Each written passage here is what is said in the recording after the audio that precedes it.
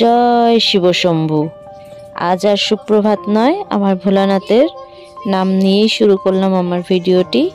তো বড়দের আমার প্রণাম এবং ছোটদের আমার অনেক অনেক অনেক ভালোবাসা জানিয়ে আজকের ভিডিওটি শুরু করছি।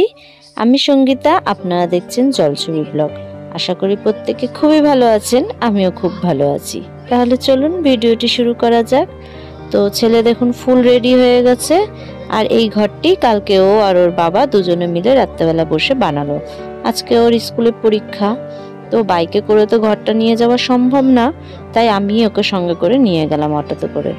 যদিও অটোতে খুবই ভিড় ছিল, আর ছেলে দেখুন ব্যস্ত হয়ে গেছে, যেহেতু 11টা বাজতে 10 হয়ে গেছে তখন প্রায়।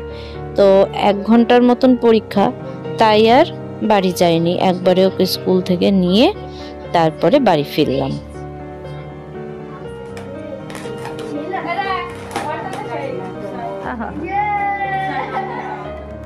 সন্ধেবেলা আসলাম ঈশানদের বাড়ি, সেদিন ছিল ঈশানের জন্মদিন।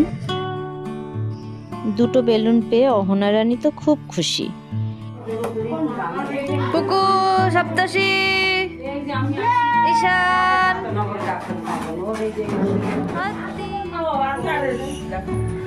বদ বদ। প্রথমেই সীমাদি মানে ঈশানের বম্মা ওকে ধান দুব্য দিয়ে আশীর্বাদ করে নিল।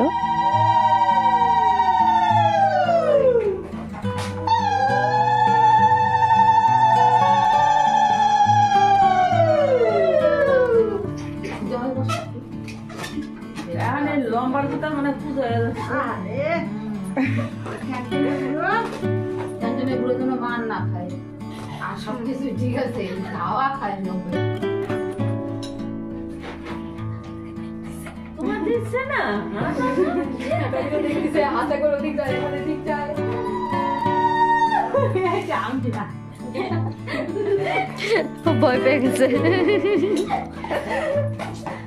আগেরবার আমার গোলাপ ভাতি এরকম হয়েছিল, এবার ই হচ্ছে।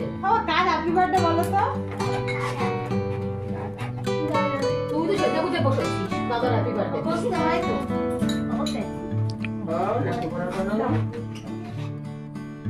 এরপর আমরা সবাই বড়রা ওকে এক এক করে ধান দুব্য দিয়ে আশীর্বাদ করলাম। আপনারা বড়রা যারা আমার ভিডিওটি দেখছেন, ওকে একটু আশীর্বাদ করবেন, ও যেন সুস্থ সবল থাকে, ভালো থাকে এবং পড়াশোনা শিখে জীবনে যেন মানুষের মতন মানুষ হতে পারে, প্রতিষ্ঠিত হতে পারে জীবনে। ওদের এই আনন্দের দিনগুলি যেন বারবার ফিরে ফিরে আসে ওদের জীবনে।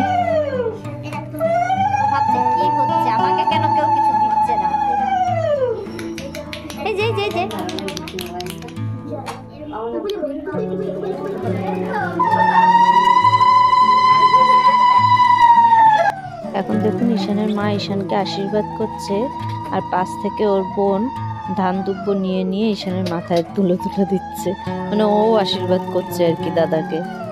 এত পাকা বুড়ি, সে আর বলার মতন না।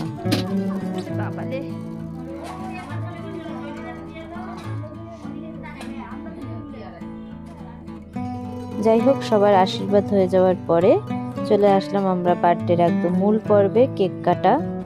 তো ছোটোখাটো করে হলো, বেশ সুন্দর করেই কিন্তু ওর বার্থডেটা সেলিব্রেট করলাম সবাই মিলে, আর খুব মজাও হলো, আনন্দও হলো। ছোটরা কিন্তু অল্পতেই খুশি হয়, অনেক কিছু বড় রকম কিছু আয়োজন কিন্তু ওরা চায় না। একটু বন্ধু বান্ধব, একটু বেলুন, একটা কেক, এতেই কিন্তু বেশ খুশি। তো তারপরে আমি আর প্রিয়া বসে গেলাম সবার জন্য একটু প্লেট সাজাতে। সামান্য একটি টিফিনের ব্যবস্থা করা হয়েছিল, সামান্য বলবো না, যথেষ্টই অনেক কিছুই ছিল, পেট ভরার মতোই। সন্ধ্যেবেলার ছিল হাতে বানানো নাড়ু, কেক, সিঙ্গারা, পায়েস। তো এই সব কিছু সবার জন্য বেশ সুন্দর করে সাজালাম এবং নিজেও খেলাম। খেয়ে দিয়ে তারপরে চলে আসলাম বাড়ি।